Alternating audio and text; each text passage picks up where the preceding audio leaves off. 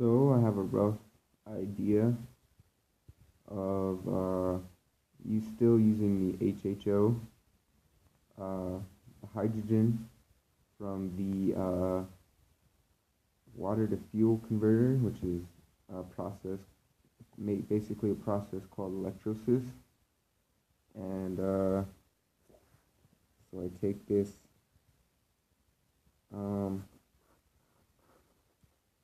water, I'm going to call it the electrosis process, EP, and you're going to have a main tank, which makes the hydrogen, and a smaller tank, which makes a smaller tank which makes the hydrogen, and one that makes the oxygen.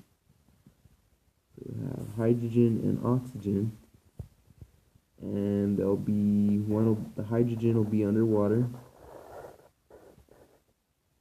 and the process will the hydrogen tank will be underwater, and every time you make electricity,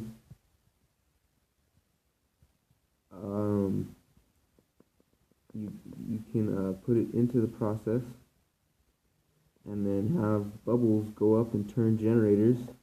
The hydrogen will rise, go through the tank, and then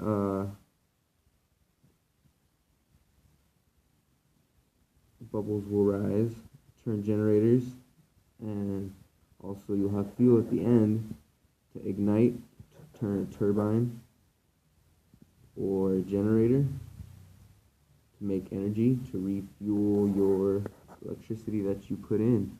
Now there are problems with the water, I do believe. I think making the electricity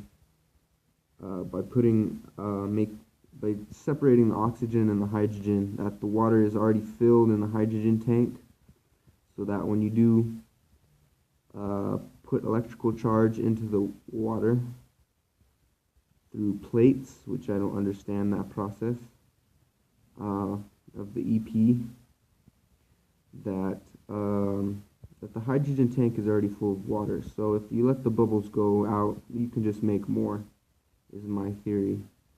But I'm not sure. Maybe there should be a process to put oxygen back into the tank.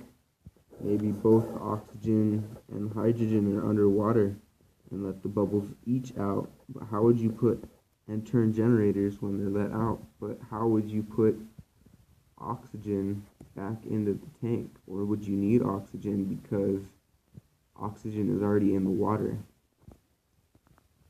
So this is my sort of rough idea on how you could use the bubbles to turn generators as they arise